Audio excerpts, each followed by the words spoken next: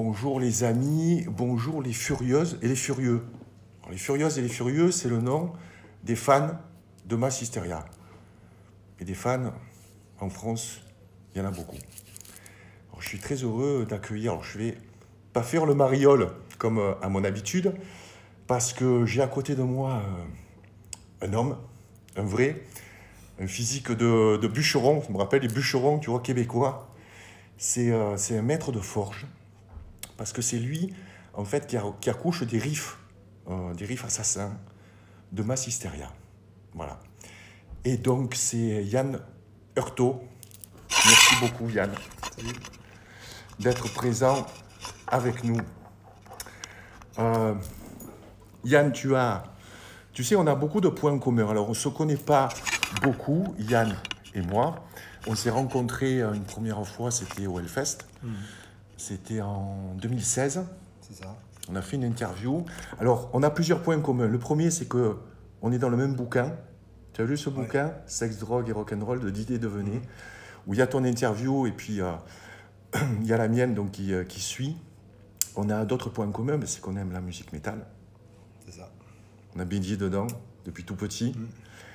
Et ce qui est intéressant avec toi, c'est que tu aimes aussi la musculation. Tu pratiques la culture physique et tu es coach. C'est ça. Donc je te propose de faire une interview Heavy Metal Food en mélangeant la musique, la culture physique, l'alimentation, nos passions quoi en fait. Go. Ok? Go.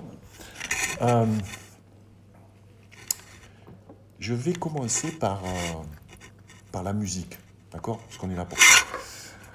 Tu as 45 ans et tu as eu ta première guitare à l'âge de 13 ans. C'était pour ton anniversaire, c'est ton père qui t'a offert la guitare.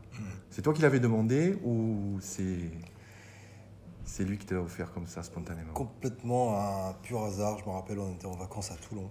Et moi, je baignais vachement dans le sport déjà. Je faisais beaucoup de tennis. Mais j'écoutais déjà beaucoup de métal. Et on passe devant un magasin. Et puis je flash sur une Honor en flying, la même que les. Voilà, ça me faisait une bonne guitare métal. Et voilà, j'ai dit je veux ça pour mon anniv, machin. Et je pensais absolument pas qu'ils allaient me la payer en fait. Ils te l'ont payé. Et ils me l'ont payé. Et j'ai lu que que tu étais tombé comme ça dans le chaudron du métal avec AC/DC, c'est exact? C'est ça, album Flick of the Switch, premier album acheté en cassette. Je me suis acheté cet album et puis après c'était terminé. Parce que donc tu es né en 74, c'était t'as connu comme ça toutes ces années 80 qui sont pour moi l'âge d'or du métal. C'est quoi tes influences, tes premières influences? Est-ce qu'elles ont changé? Est-ce que tu les as gardées? AC/DC, Scorpion, Maiden, c'est les premiers que j'ai écoutés en boucle. Et très vite, moi je suis tombé, dès que j'ai découvert Slayer, je suis vite tombé dans le métal extrême, entre guillemets.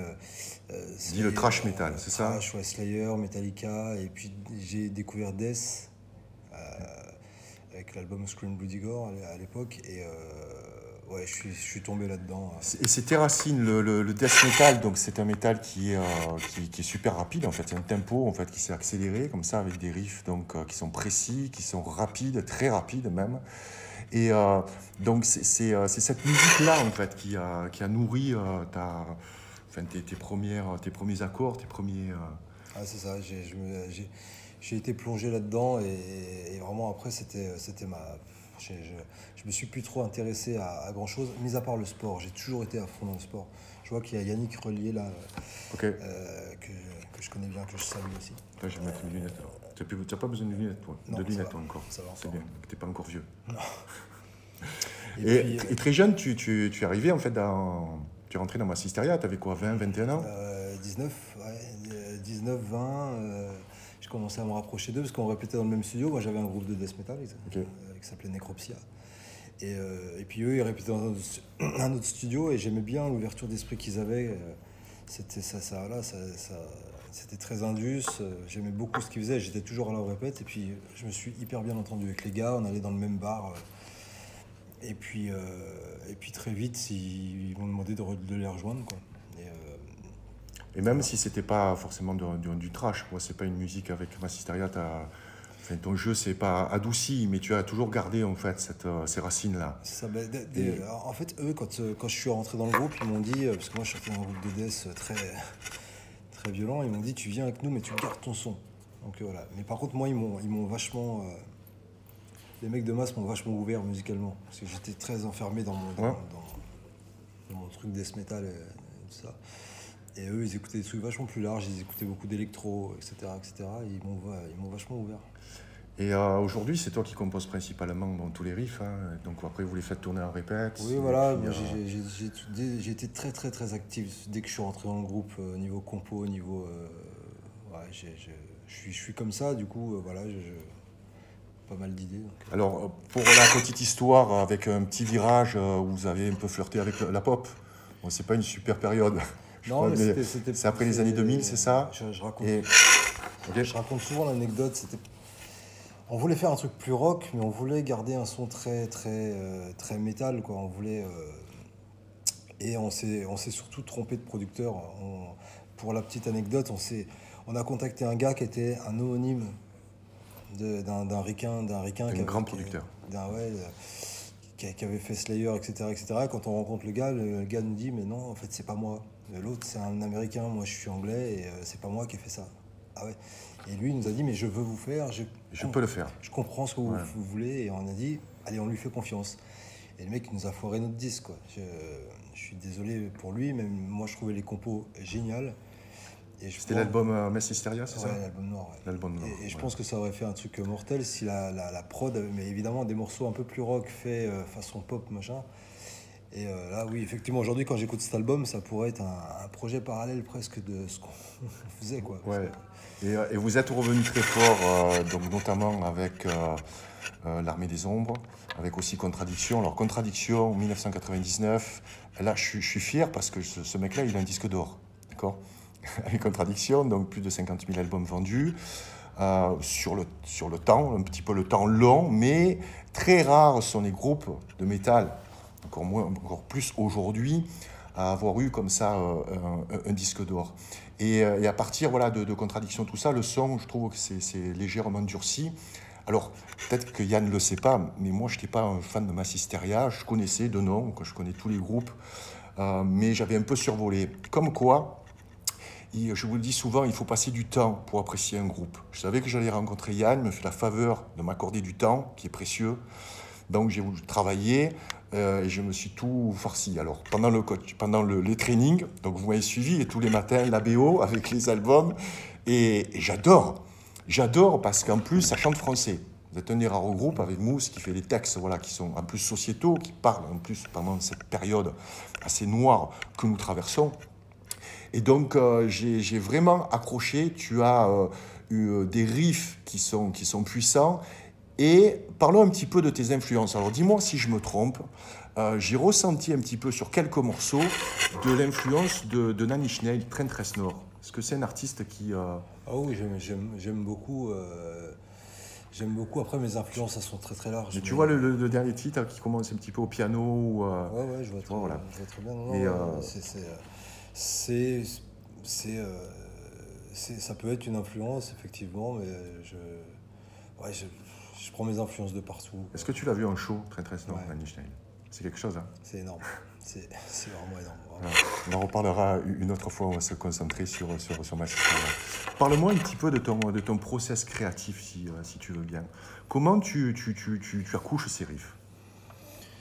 Ça me vient partout, la nuit, dans le métro, quand je marche. En fait, j'ai une idée. En fait, j'ai toujours mon téléphone sur moi. Dès que j'ai une idée, je la chante. Ou si je suis chez moi, je l'enregistre à la guitare. Si je suis dans le métro, en général, je les chante et puis après, je les reproduis. Et puis, je finis toujours avec, je sais pas, 200, 300, 400, monté jusqu'à 900 idées. Ah ouais? C'est très prolifique, en fait. Ouais, et puis après, en fait, je fais le tri moi-même déjà, avant. Ok. Et puis, je fais une grosse sélection. Et puis, je ramène en répète tous les trucs où je suis vraiment sûr que ça va le faire. Après, on fait tourner. soit Soit ça prend, ou ça prend ça pas, colle ouais. direct, Ok. et puis bon, là, on est sur du sucre, soit ça, au bout de 3 répètes, le riff, Alors, ça tourne pas ensemble, parce qu'il faut qu'il y ait la magie aussi pour que ça le fasse. Faut que ce soit fluide avec tout le monde, en fait, c'est ça. S'il n'y a pas de avec tout fluidité, le monde, parce que vous avez la particularité aussi que Mousse pose ses textes quasiment à la fin, quand le titre est Mousse, terminé. il vient, on répète, il vient, il écoute, il pose 2-3 yaourts, mais lui, ses textes, c'est vraiment même... Quand le morceau est terminé. Ouais, quand tout est fini, même limite enregistré. Il pose son truc à la fin, c'est la surprise. Au début, là, ça fait 9 albums maintenant. Au début, c'était un peu stressant, et puis maintenant, je m'y suis fait, puis je suis tout le temps content du résultat, donc voilà. Parlons un petit peu culture physique. Alors, je ne sais pas pourquoi il est emmitouflé, parce que ce gars-là, il est quand même couvert de tatous. Moi, j'adore les tatous. Et c'est vrai que tu fermes toujours ta chemise pour cacher le tatou, ou c'est comme ça? C'est comme ça, Ok. je me sens... Donc, vous pourrez voir sur son Instagram, ou en cherchant sur Google des images de Yann sur scène. Alors, il a une attitude, c'est pas un poseur, ok, mais il a une attitude qui est vraiment assez incroyable. Alors, tu as une position où tu es, c'est la jambe gauche, je crois, qui est pliée, ok. Tu as la guitare bien sur les testicules, ok. Et là, tu envoies des riffs assassins, quoi, les parpaings.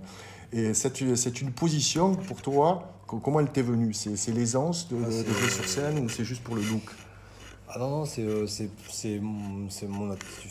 ma position naturelle pour jouer, c'est comme ça que je me sens bien, et voilà, quoi, effectivement. Moi aussi, quand à chaque fois que je regarde des photos, je dis putain, je suis tout le temps placé pareil. Ouais, mais ça le fait. Je vous ai vu une seule fois en fait un concert. Je pense que vous vous rappelez de ce concert, parce que c'était la première partie de Metallica, 2009, à Rennes de Nîmes. J'étais très mal placé, sans pourri, tout en haut, tu vois. J'étais arrivé en retard. Et quand je suis redescendu, je n'avais pas apprécié, parce que je n'avais pas le son, tu vois, je n'étais pas immergé. Donc là, en fait, j'ai porté mon protège-dents. Alors, j'ai fait le fan aussi, hein. J'ai reçu mon t-shirt, dernier t-shirt de la tournée. Tournée quand même de...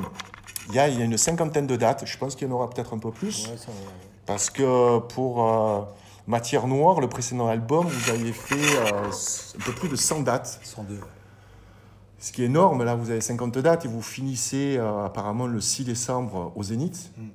Mais il y a d'autres dates qui tombent en 2020, donc je pense que ça va continuer un peu, mais le Zénith, c'est vrai c'est une date très importante pour nous, quoi. On a vraiment envie que ce soit une grosse fête, quoi. J'espère que les gens suivront là-bas. Certainement. Parlons un petit peu de ta passion donc, pour la culture physique. Comment tu es là, tombé aussi dans le chaudron de la musculation? Très tôt, j'ai toujours été, je sais pas, je sais même, je me rappelle même plus comment c'est venu. Je crois que mon premier truc, ça a été, pour une petite anecdote, hein, j'avais 13 ans, je me suis fait attaquer dans la rue,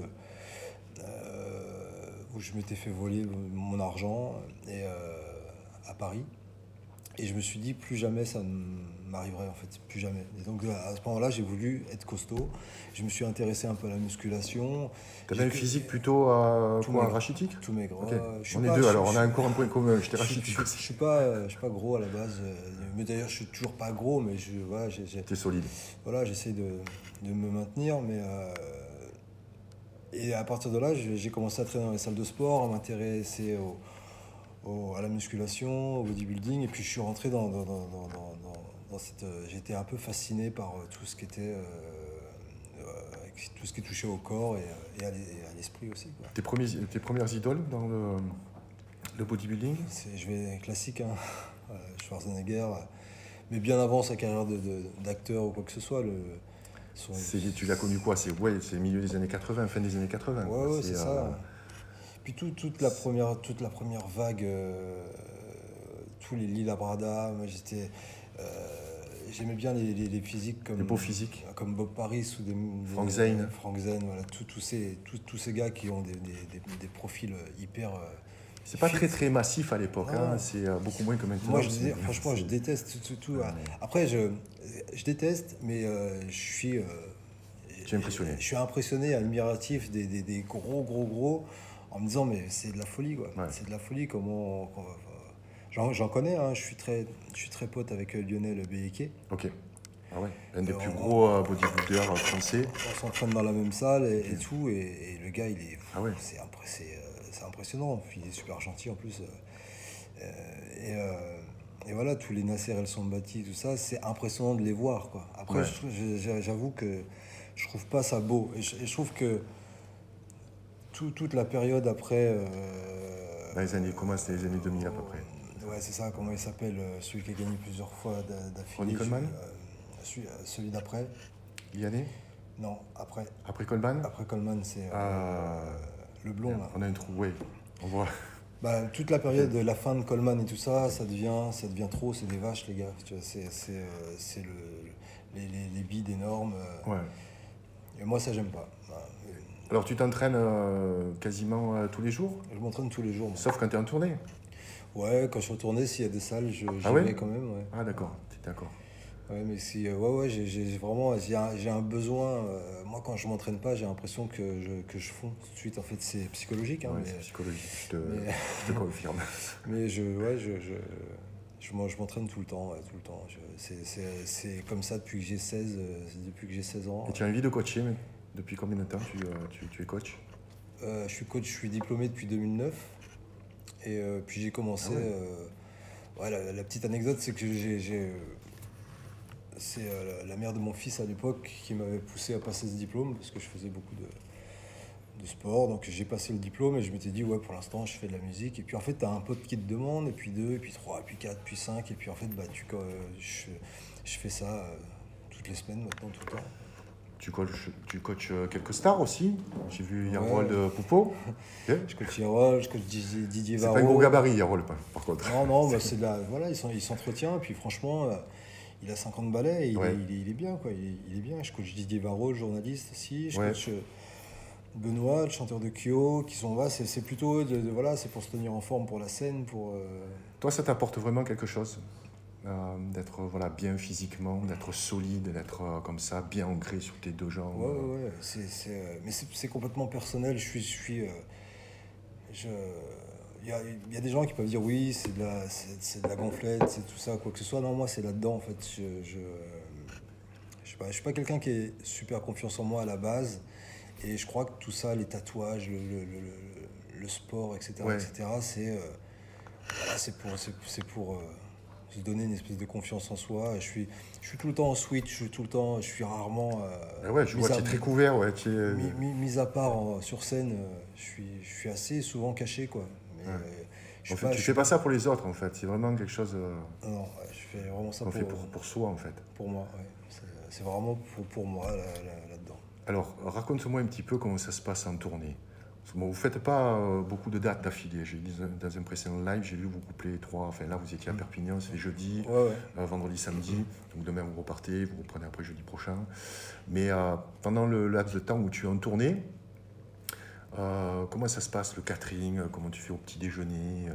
D'ailleurs, quel est ton monde alimentaire? Moi, j'essaie de... Je coupe les féculents à partir de 17h. Ah, merde. Putain, j'avais porté le power cake, c'est mort. Il ne pourra pas le manger, il le gardera pour demain matin. Je suis pas... Il y a des périodes où je me mets vraiment à fond. Après, je suis pas non plus... j'ai pas de patron au-dessus de moi. Okay. Je fais un peu comme je le sens, mais voilà. En ce moment, j'essaie d'être un peu clean. C'est un peu tôt, 17h, parce que tu performes à quelle heure? À 22h, vous montez sur scène, 21h? Ouais, c'est 22, ça. Voilà, en tournée, je suis obligé si tu coupes les glucides à 17h, tu vas pas avoir de réserve de glycogène. Donc, mais moi, j'ai tendance à prendre... voilà, j'essaye de...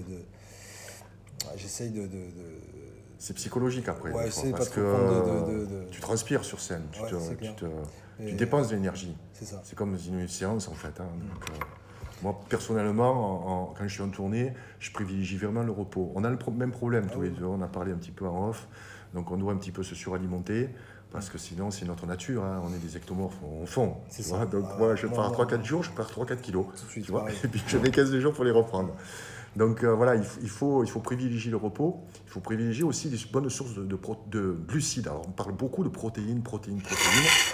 C'est pas les mythes des protéines, les protéines sont indispensables, tu le sais, pour reconstruire la fibre musculaire, mais avant tout, ce qui donne l'énergie, c'est des glucides, de bons glucides, voilà.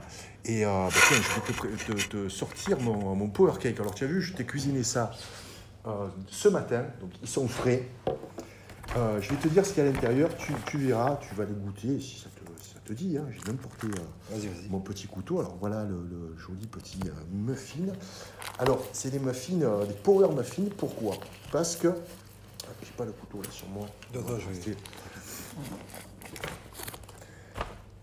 Alors je vais laisser goûter. En fait c'est de l'avoine, qui est des petits flocons d'avoine qui sont germés. Donc pour augmenter l'assimilation et les nutriments. Tu as du cacao, mais c'est du cacao cru, donc il y a très peu de sucre. Je te l'ai un petit peu sucré. Fais-moi goûter, parce que je ne les ai pas goûtés en plus. Tu vois, je suis sûr de moi, quand même. Tu vois, c'est pas sucré. Je le sens direct. Sucre de coco. Il y a de la poudre d'amande, il y a des baies de goji, il y a un petit peu de loukouma. C'est une racine. Et ça, pour moi, tu vois, c'est de très bon sucre là. Tu peux t'en manger deux, tu vois, 1 heure ou 2 avant le concert. Ça te permet d'avoir, comme ça, de bonnes sources de glucides. Est-ce que tu cuisines? Non, pas trop. Ouais, je sais. Non, je le fais moi. Comment tu fais pour faire tes repas, tout ça alors? Ça me dérange pas de manger tout le temps pareil, moi. En fait, j'ai mon petit rituel, ma salade riz, thon, œuf, sans sauce, le midi. Tu es vraiment le bodybuilder des années 80. Exactement. Je vais te donner des petites recettes qui sont un peu plus appétantes, tu verras. Avec plaisir. Je me fais je m'accorde un petit déj céréales avec un peu de pain complet le matin. Tu consommes des œufs? Fromage blanc, ouais, des œufs. Très bonne source de protéines. Ouais. Je vais essayer de me faire 4, un peu d'œufs le matin. Et après, ça dépend du temps que j'ai aussi. Ok. Temps, mais tu manges pas de volaille ou viande rouge? Si, mais moi, je vais me faire taper sur le doigt. Mais pas du tout, pourquoi? Non, moi je mange pas de viande rouge. Mais moi j'en mange. Ceux qui nous suivent, enfin un peu en plus, on a des gens qui nous suivent qui sont en commun. Je privilégie la bavette. Pas, et puis beaucoup de viande blanche, ouais. Mais je suis très poisson aussi, quoi. Cabillaud. Ok, très bonne source. Et puis voilà, et c'est vrai que moi le soir, c'est cabillaud, chou-fleur. Ok. Et pourquoi tu vraiment comme ça, tu coupes les glucides pour pas prendre de gras, c'est ça? C'est ça. Et tu as un métabolisme rapide en plus. Ouais, j'ai un gros problème avec le gras, je déteste, mais avec l'âge, le problème c'est qu'on stocke vite. Et dès que je me lâche un petit peu, c'est dur. Ok. Tu donnes des conseils aussi alimentaires à tes élèves, je suppose? Ouais. Ok. Carrément. Okay. Ouais, j'essaie, c'est beaucoup de... Moi, ça ne veut pas des trucs pointus, ça va être régulé, la diète des gens qui... On a déjà éliminé tout ce qui est, je pense, industriel, tous les sucres rapides, leur expliquer direct, à quoi servent les glucides, à quoi servent les lipides. Tu consommes par exemple l'huile de coco? Non. Très bonne source de lipides. Très bonne source de lipides, l'huile de coco. Ouais, c'est clair. Il y a de l'acide laurique. C'est quelque chose en fait que tu peux prendre à l'entraînement qui sert d'énergie en fait. C'est comme si tu prenais des sucres rapides en fait. C'est un lipide très très intéressant pour la cuisson, un truc comme ça. Voilà. Je te donnerai pas mal de petits trucs. Vas-y. Tu es un consommateur de poudre? Enfin, protéines bien entendu. Bah pas trop justement. Un petit peu. Ok. Tu n'es pas très complément alimentaire? Non, parce que j'en prends un peu et je prends un peu de prot. Mais je suis pas... Tu préfères la nourriture solide? Ouais, j'ai l'impression un peu qu'il y a beaucoup d'arnaques là-dedans. Je me méfie vachement de tous les suppléments alimentaires, là. Je sais pas vraiment ce qu'il y a dedans. Donc voilà, j'essaie de manger le plus solide possible. Et donc quand tu as tourné comme ça, tu fais avec ce qu'il y a au niveau du catering, tu arrives à te débrouiller? C'est un peu embêtant. Hein. Des fois j'avoue, les autres rigolent, mais des fois j'ai mes boîtes de thon dans mon sac et quand ça me convient vraiment pas, je me fais ma boîte de thon tout seul. C'est très pratique, comme ça tu peux les prendre avec toi. Tu as les sardines aussi qui sont intéressantes. Hein. Bah, moi je mélange les deux parce que sinon c'est trop sec. Ah ben oui. Voilà. Ah, oui. Et tu sais, dans le tome 2, je te l'ai apporté, je te l'offrirai, tu as une partie qui s'appelle On the Road. Et j'ai fait une liste d'ingrédients qui s'appelle le Food Survival Kit avec des super aliments.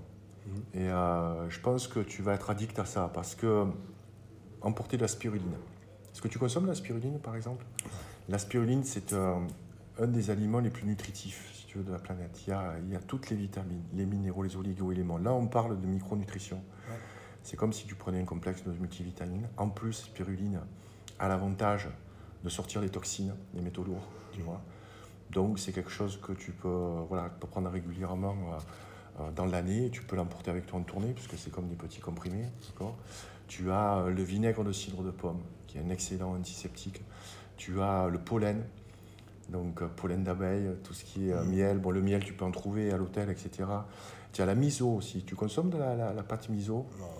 Non, moi, Miso, c'est de la pâte lacto-fermentée de soja avec du riz ou avec une autre céréale. Et là, en fait, on parle d'aliments fermentés, c'est-à-dire que tu peux le prendre dans une tasse d'eau chaude, tu vois. Et ça aide surtout l'assimilation, c'est-à-dire que moi, je travaille beaucoup sur le biotope, beaucoup sur l'assimilation des nutriments. Pas la peine de manger cru parce que tu vas pas mal assimiler, il vaut mieux manger à la vapeur, tu vois. Ouais. Donc faire le choix comme ça avec des super aliments que tu peux emporter avec toi pour vraiment avoir le minimum, tu vois, en complément, tu vois, lorsque tu es sur la route. Mais je vais suivre tout ça. Si tu veux. Très bon. Tu valides? Ah, je valide. Ok. Tu vois, je l'avais pas goûté, mais c'est un peu sec. Non, moi j'aime bien. Ouais, un peu sec. Moi j'aime bien. Pour faire passer ça, j'ai un super jus. Alors, tu sais, c'est un jus, vous le connaissez, hein, bien sûr, c'est le jus jaune. Alors, je t'ai envoyé la photo tout à l'heure. Il faut un extracteur à jus pour faire ça. C'est un jus à base de racines de curcuma, de racines de gingembre et de citron.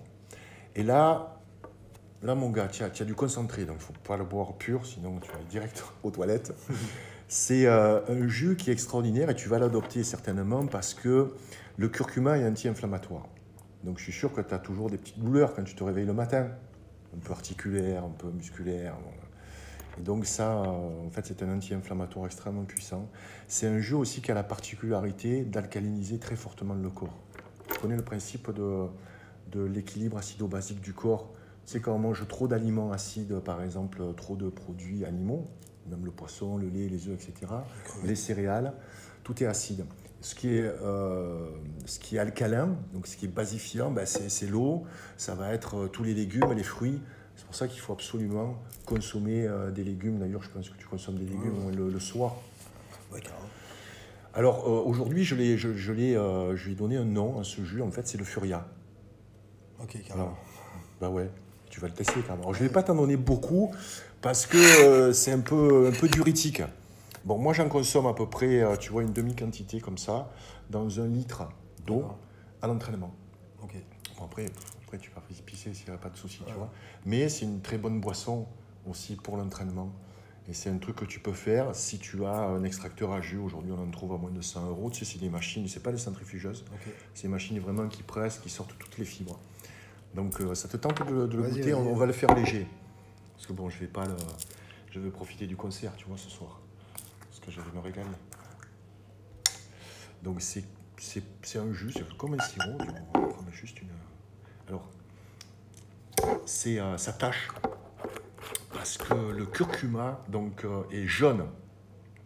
Et ce jaune-là, en fait, c'est un pigment. Tout ce qui est très pigmenté, en fait, c'est extrêmement puissant. Et il y a des vertus bénéfiques pour le corps. Donc un tout petit peu, je vais y rajouter un peu d'eau. C'est ta bouteille, ça? Ouais,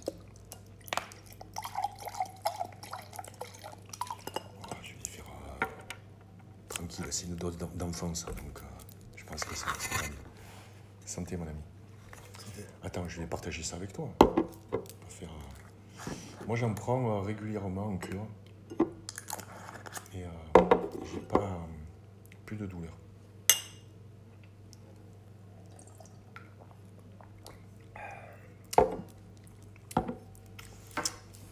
Très bien. Je sais pas, il fait une drôle de tête. Alors, je sais pas s'il est... Je sais pas. Mais, Non, pas du tout. donc c'est pas sucré. T'aimes pas le sucre, toi, en plus. Non, moi ça me va très bien. Ah, c'est cool. On sent le gingembre. Écoute, j'ai fait une petite série de questions. Là, je m'entraîne un peu pour le Hellfest. Donc, vous serez au Hellfest cette année. Ouais. Il y a beaucoup de groupes français au Hellfest. Il y a un groupe que tu aimes beaucoup aussi, c'est Gojira. Ouais, moi, je suis complètement fan de Qui est, Gojira, alors, il joue après nous. Alors, avant de passer aux questions comme ça rapides, muscu, musique et alimentation, parle-moi un petit peu de la scène française, si tu veux bien. Parce que je trouve que le métal est très peu représenté dans les mass médias, dans les médias mainstream. Il est très peu subventionné. Par exemple, il faut savoir que lorsqu'on part en première partie, par exemple, je prends l'exemple de Gojira, lorsqu'ils ont suivi Metallica, comme ça aux États-Unis et tout, bah, c'est le label qui paye. En fait, c'est pas payé. En fait. Ils n'ont pas pu ça tout coûte faire. de l'argent. Ils n'ont pas pu tout faire. Parce qu'il n'y a pas d'aide, il n'y a pas de subvention. On subventionne par contre certains styles de musique. Et pourquoi, à ton avis, comme ça, le métal est un petit peu mis à l'écart? Parce qu'on n'est pas dans le bon pays, c'est pas du tout notre culture. Tu vas en Suède, n'importe où, les gens suivent ce genre de musique. Nous, on va suivre la variété. J'ai rien contre la variété du tout. Il y a du monde qui écoute le métal. Regarde le Hellfest, il y a Ouais, beaucoup de monde. C'est populaire comme musique. Ouais, il y a vraiment un décalage. Euh, ça passe pas à la radio, pas à la télé. Ils en veulent pas. Ils en veulent pas. Et t'as des gens comme Didier Varro, qui est un journaliste à France Inter et qui fait aussi beaucoup de reportages sur Renault, etc., qui lui défend c'est le seul à nous inviter sur une radio de grosse écoute sur France Inter, c'est le seul à nous inviter sur son plateau. Et tu te souviens, ça, des années 80 je suis en train de lire un livre, là, Rock et Metal, qui fait un petit peu l'historique de l'avènement du hard, comme on appelait ça à l'époque, avec la bombe, la déflagration sonore du 30 mai, je crois, 1980, avec Trust, Répression. T'as connu ce groupe-là, Trust? Ouais, mais je suis arrivé un petit peu après. Un peu après, ouais. Parce que moi, c'était limite, c'est toi qui as 7 ans de moins. J'ai pas trop connu. Les années 80, il y avait beaucoup, en fait, tu sais, en 81, ça a été la dépénalisation des radios, donc beaucoup de radios libres, d'accord. Il y a eu Francis Égut, il y a eu Antoine Decaune, donc il y a eu un petit peu une flambée dans les années 80, ça a été très court. Après, c'était un feu de paille, mais ça s'est éteint, mais ça a toujours, en fait, il y a toujours des braises. Il y avait des groupes comme Stox à l'époque, tu vois, des groupes comme Warning, je pense que ça te parle, tout ça. Moi, j'étais fan d'ADX. ADX, ça a été un de mes profs de guitare, Pascal, Beethoven.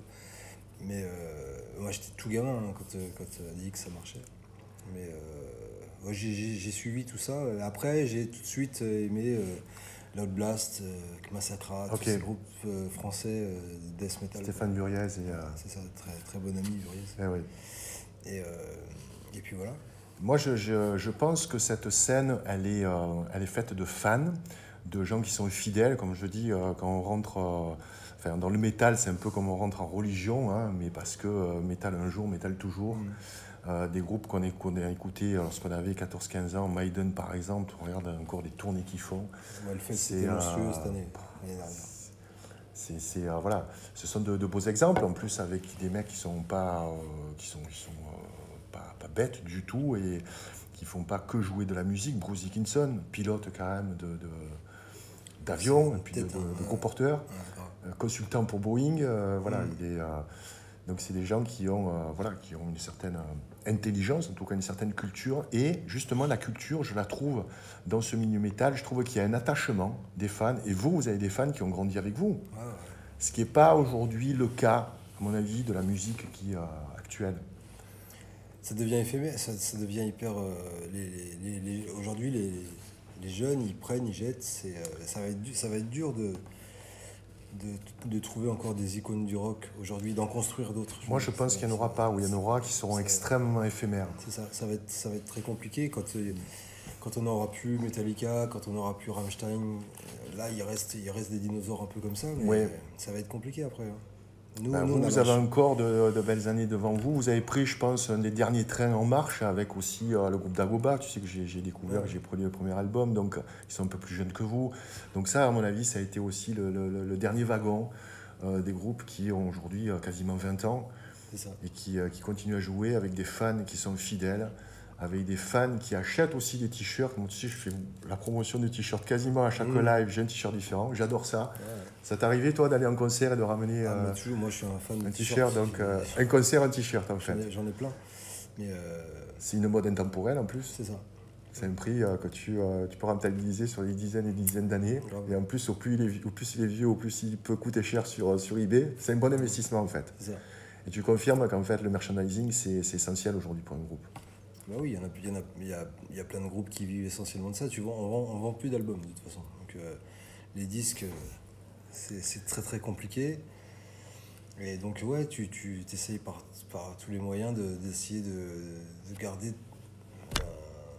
une stabilité pour pouvoir continuer en fait. Parce mais vous faites voilà, il y a toujours les concerts et puis je pense que ça aussi je pense que c'est un marqueur. Vous faites du monde, vous attirez du monde, donc c'est un public qui vous suit, qui se déplace, qui vit encore cette musique en live. Ah ouais, c'est clair. Et quand je te dis, je reviens un peu sur ce que je disais, quand je te dis on vend plus d'albums, nous on est encore bien lotis. Donc, mais c'est très compliqué. Vous avez sorti aussi, votre label a sorti des vinyles. Le vinyle revient en force, ça de toute beauté. Le vinyle du dernier va arriver normalement fin mars, début avril. Donc là, on est pressé. Alors, je vous ai parlé des visuels de Massisteria, des pochettes d'albums. Je suis fan. Ce sont des photos qui ont un certain impact. Et alors là aussi, on a notre point commun, c'est Eric Canto. On va parler un petit peu d'Eric et de ses photos. Donc, il vous suit depuis l'album Faille. L'album Faille, en fait, c'est un vieux monsieur, en fait, d'ailleurs, je crois, qui est décédé. Oui, il est décédé il n'y a pas longtemps. Ouais. Vous étiez resté en contact en fait avec lui. Donc un visage extrêmement marqué, une photo en noir et blanc. Donc du photographe Eric Canto qui sera là. Donc on va sûrement se parler tout à l'heure. Comment vous avez rencontré Eric et pourquoi avoir choisi Eric? Parce qu'il vous suit aujourd'hui. Il est toujours là. En fait. Il fait beaucoup de photos. Il a sorti un livre de photos magnifique sur vous.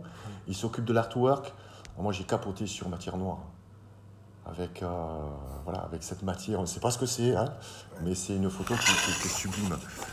Comment vous vous impliquez, vous, dans la création comme ça du visuel?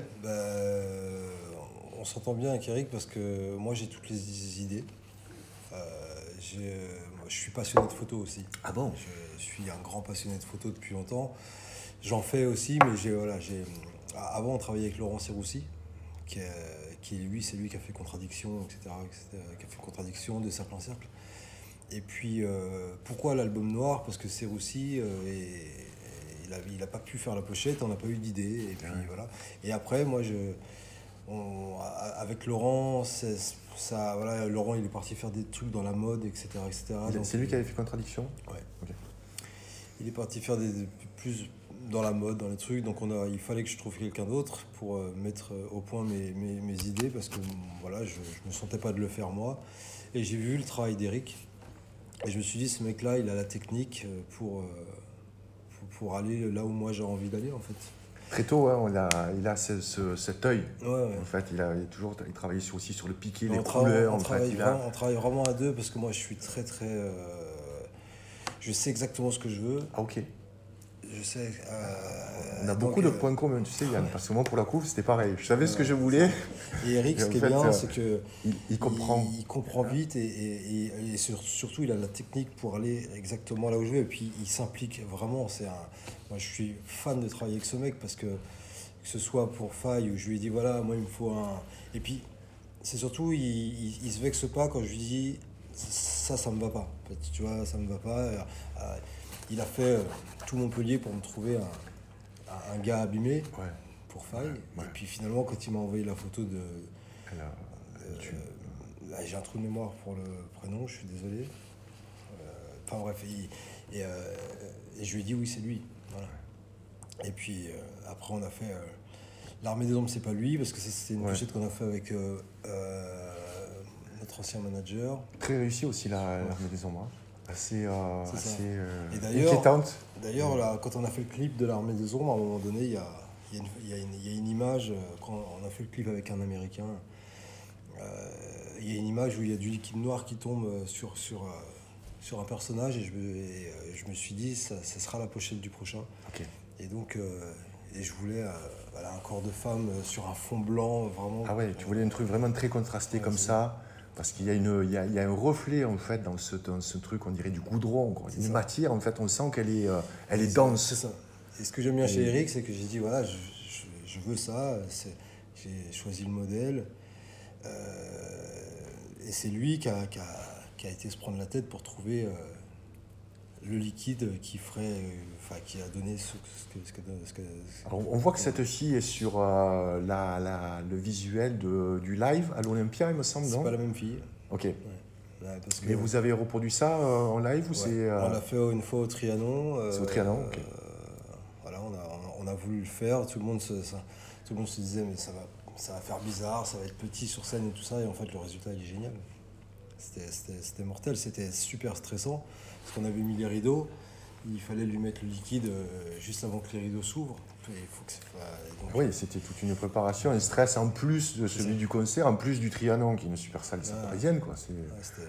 Ah bon. Et puis voilà, puis Maniac, on s'est un petit peu perdu. Les idées, ça venait pas. Et puis moi, je suis un fan de tatouage. Je suis un fan de Jean-Luc. Tu veux pas nous montrer les tatous? Non, Non, ok. je suis un fan de Jean-Luc Navette Ils sont super. qui m'a tatoué le torse. Ouais. Et puis il a deux portraits avec les yeux blancs et une femme avec les bouches cousue. Et je me suis dit, je veux réaliser ce truc en vrai en fait. Et j'ai dit à Eric, voilà, on pourrait partir là-dessus. Et j'ai demandé à Jean-Luc s'il était d'accord. Ok. Et il m'a dit, j'ai pas le monopole. Ok. Voilà. Il y a un gros travail de préparation, là, de maquillage aussi, Ah, non? mais Parce que ça a été une séance photo de fou. Ok. Donc, moi j'ai fait le casting, et puis je savais qu'Eric saurait aller là où moi je voulais une image bien spécifique, je voulais que ce soit chaud, je voulais que ce soit... Ouais, parce qu'il y a des tons aussi, tu travailles aussi sur justement les couleurs. Hein, On s'est échangé 1000 photos pour trouver exactement ce qu'on voulait. J'ai choisi l'endroit à Paris pour avoir de belles couleurs, etc.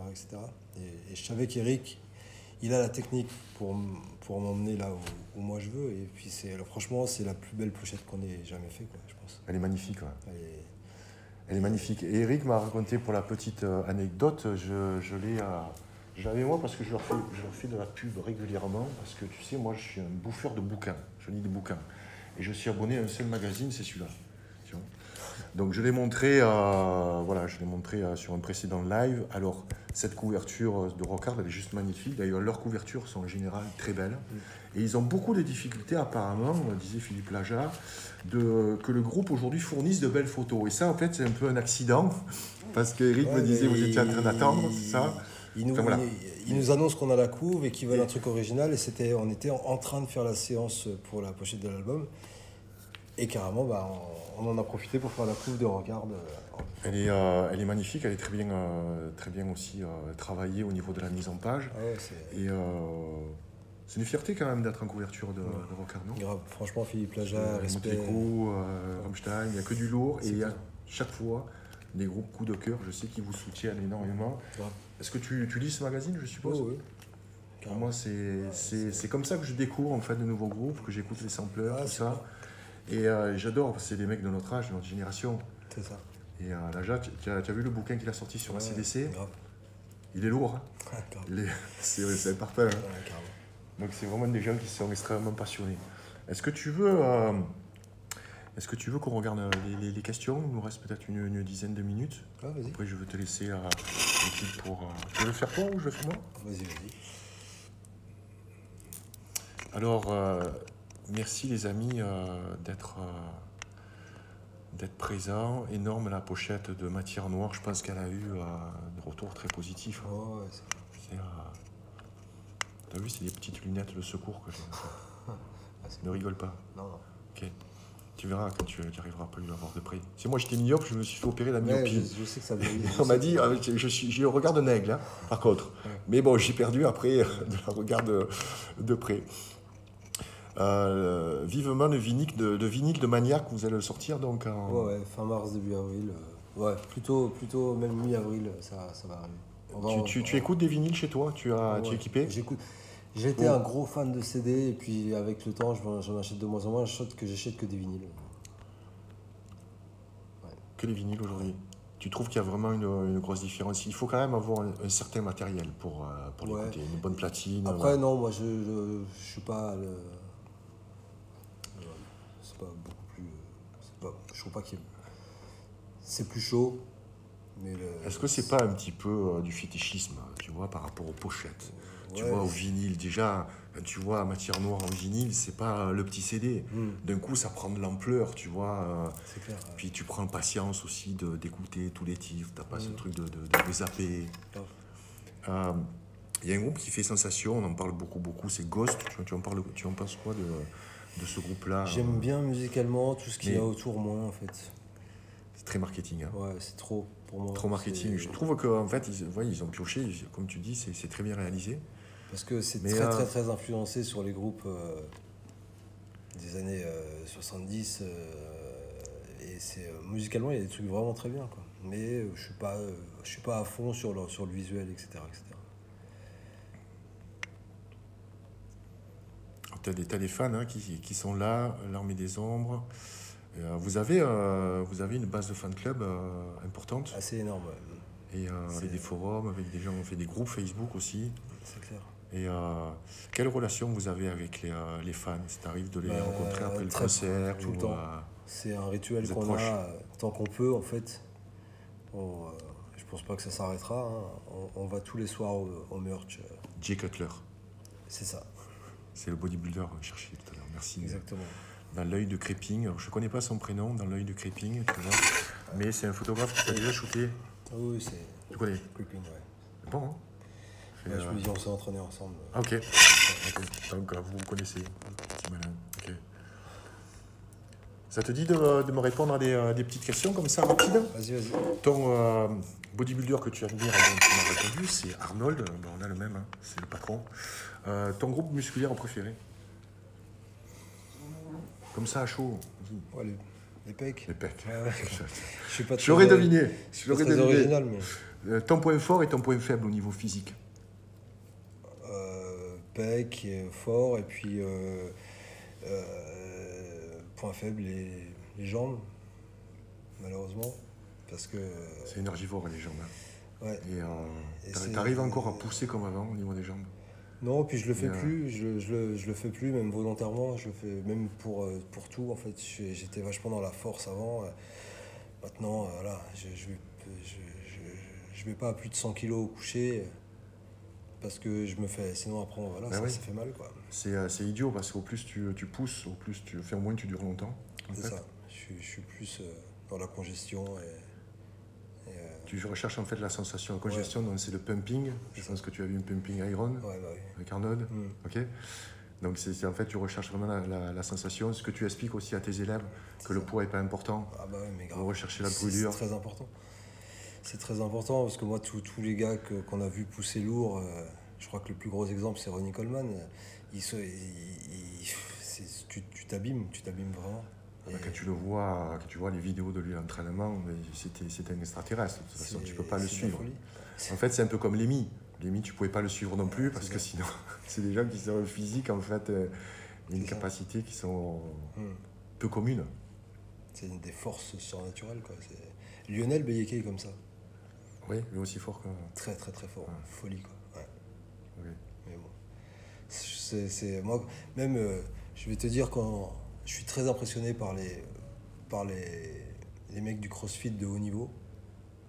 Mais qu'est-ce qu'ils vont ils vont en Ouais, souffrir. voilà, j'en parle assez souvent. Je connais mal le CrossFit, mais le peu que je vois en fait avec les mouvements, etc. Après, il y a les compétitions et puis après le CrossFit de tous les jours. Je trouve que les mouvements sont mal exécutés. c'est En clair. fait, et comme je leur explique, ils sont coachés, c'est très bien. Moi, des fois, je vais à la salle, je ne branle rien, quoi, tu vois, parce que j'ai pas la force. Sinon, je me ferais mal. Tu vois. Ouais. Donc si tu es faible, ben, tu adaptes ton entraînement. C'est pour ça que je préfère aujourd'hui m'entraîner seul. Ça fait 35 ans maintenant. Au départ, je m'entraînais avec quelqu'un. Tu t'entraînes seul ou avec J'aime bien à deux, personnes? mais c'est souvent seul. C'est pas une question de pratique. Ouais. Mais voilà, après ceux qui font du crossfit, faites attention aux mouvements qui sont mal exécutés parce que ça va vous causer des problèmes, surtout au niveau articulaire, déchirement musculaire. Il se peut que tu ne sois pas en forme, tu veux faire le programme qu'on t'impose. C'est le principal C'est inconvénient clair. que je vois. Ouais. Musique, les guitaristes, le guitariste, ton guitariste Ah, j'en ai plus. fétiche, non, ton guitariste fétiche. J'en ai plusieurs. T'as eu Arnold dans la muscu. Je vais dire Redfield et Jeff Hanneman. En métal, hein, voilà, c'est Jeff Hanneman, pourquoi pour moi c'est Kerry King aussi, hein, mais Ouais. Hanneman c'est tous les riffs dont je suis fan. Quoi. Slayer. Donc, C'est ça. et Hetfield, parce que c'est quand Et même... Hetfield parce que c'est pas pour trop l'homme quoi, je crois. Ouais. T'as une attitude aussi, il y a quelque chose qui voilà, transpire le mal, comme tu dis, voilà, ça sent un peu la testostérone, tu vois. Et c'est vrai que c'est quelqu'un aussi que moi j'ai apprécié avec le temps. Et, le groupe que tu vénères, Il y en a plein, hein, mais je crois que je vais dire Slayer aussi, pour leur intégrité, pour... là, ils s'arrêtent, j'y suis allé les voir en Allemagne. donc c'est la tournée d'adieu. Ouais, ça reste complètement fou, quoi. C'est peu accessible à des oreilles qui ne sont pas C'est ça. préparées. Hein. C'est clair. Ça peut faire saigner les oreilles, Ouais, tu ouais, confirmes. ouais. Il faut y aller doucement sur Slayer. Et Mais sinon, une bonne dose de Slayer, ça fait du bien des fois. Exactement. Sinon, je suis Radiohead à fond. J'adore Radiohead. Ok. Ok. Carrément. Tu les as déjà vus en Ouais, concert? plein de fois, ouais. Ok. Anathema? Ouais, en Anathema, pour l'enregistrement de Cercle en Cercle, on était en Angleterre dans le studio. Ils étaient juste à côté, quoi. Ok. Donc Ok. on a fait la fête pas mal avec eux. Enfin, moi j'ai écouté après. C'est Avec des mecs, plutôt Danny, c'est Danny qui était un peu chaud. Ok. mais ils sont Et- très doués, les mecs. Ah mais là, ils ont amorcé un virage avec Weaver System, Mm. qui est un album moi, que j'écoute quand je fais la sieste. Ouais. Parce que j'ai écouté tellement de fois, je le passais en première partie de mes shows conférences. Ah, c'est ça. Pour mettre dans l'ambiance, tu vois, là, c'est là. Cette année, c'est du Nanny Schneider que je passe, tu vois. C'est pas pareil. C'est ça. C'est un peu plus punchy. Mais j'adore vraiment, vraiment ce band. Ta guitare fétiche, je sais que tu adores les Les Paul. La forme Les Paul. Les Paul Custom. Ok. Ouais. Pourquoi? Parce qu'elle est lourde. Ça sonne, c'est assez incroyable, c'est chaud, ça a un sustain de fou.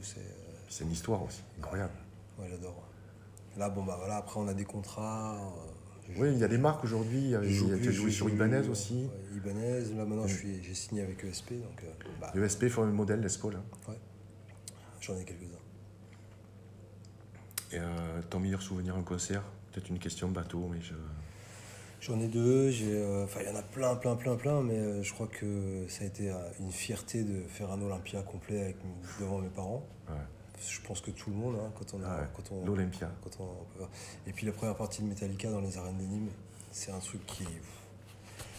Quand t'as James Hetfield qui est sur le coin là-bas Ouais. et qui regarde... ça T'as le palpitant. ça hein, fait qui, quand même quelque chose, quoi. Ouais. Ton premier souvenir culinaire? Premier souvenir que tu as une odeur ou un plat ou... Et les frites de mon grand-père. C'est vieux, hein. Ta source de glucides préférée? T'es plutôt riz ou pâte? Pâtes. Ah, puis mauvaise réponse.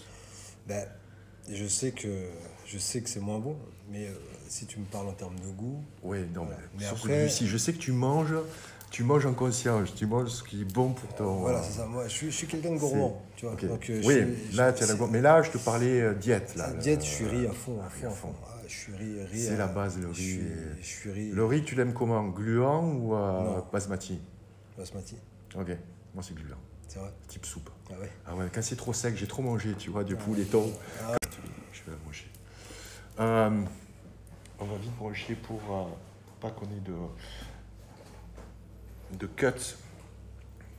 Ta source de protéines favorite? On ne dit pas le thon, mais essaie de choisir une autre.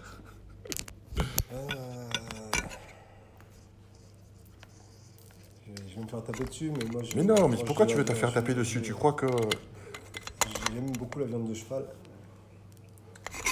Et, Non, c'est pas possible. et les œufs. Ouais, c'est pas possible. Il va falloir que je fasse un travail sur la viande de cheval. Tu sais que depuis une semaine, j'ai 2 ânes à la maison. Ouais, j'ai une ânesse et un ânon. Ouais, Stella et Léon. Voilà, c'est pas possible que tu manges la viande de cheval. Je sais, Mon ami. J'en mange Non. pas beaucoup. Mais... Non, mais je vais lui montrer deux, trois trucs. Je vais lui expliquer. Je suis persuadé Je que... sais qu'il faut pas le dire, ça. Il va... Parce que pourquoi tu manges la viande de cheval? Voilà. C'est Non. la viande rouge, là, vraiment, Voilà, c'est la viande rouge, la moins grasse. C'est ce que j'ai appris lorsque j'étais bodybuilder, etc., nutritionniste. Voilà. Là, il flippe parce que son genou, il fait ça, tu vois. Donc, c'est qu'il n'est pas content. Je commence à le connaître. Là, il se stresse. Non, ne te stresse pas. C'est vrai qu'en fait, c'est une viande dite maigre. Parce que dans la viande rouge, par exemple, on te dit, dans les steaks hachés à moins de 10%, c'est pas possible. Tu as 15% de gras déjà dans la fibre de la viande de bœuf. Par contre, dans la fibre de cheval, il y en a beaucoup moins. Donc on dit que c'est la viande rouge la moins grasse possible, c'est exact. Mais sincèrement, la viande rouge, on n'en a pas besoin. Que tu puisses complémenter avec du poulet, tout ça, de bonnes sources, etc. En particulier le cheval, ça aussi, c'est peut-être des acquis qu'on a eus un petit peu à l'ancienne, tu vois, qui ont perduré, ça, etc. Que... Voilà. Mais je vais rattraper le truc. Le complément indispensable. Complément alimentaire. Ouais, complément alimentaire indispensable. Là, ouais. Est-ce que tu as essayé de la protéine végétale? Non. Je te ferai passer un petit stock alors. Ouais. Carrément. Parce qu'en fait, l'avantage de la protéine végétale, toi qui es sensible à toutes les merdes qu'on met dans les suppléments alimentaires, les compléments alimentaires, la whey, peut y avoir la sucralose ou l'aspartame, il y a des colorants. Ah oui, Il y a beaucoup de trucs chimiques. C'est pour ça que j'en etc. prends pas beaucoup. Hein. Mais il faut en prendre parce que c'est quand même une bonne source de protéines. Et c'est vrai que la végétale, tu trouves vraiment, c'est la protéine de riz, de chanvre, de pois qui sont germées, tu vois, avec un aminogramme qui est quasiment équivalent à la whey, tu vois, avec du cacao cru. Alors, c'est vrai que ça n'a pas le goût pistache, tu vois, barbe à papa, etc. C'est un goût brut. Et sincèrement, il y a une meilleure digestibilité. Moi, quand j'ai arrêté les produits laitiers, ça il y a 7 ans, mais avant ça, je consommais beaucoup de whey. À un moment donné, tu n'arrives plus à la digérer, tu vois. Donc, ça fait des ballonnements et puis des problèmes intestinaux.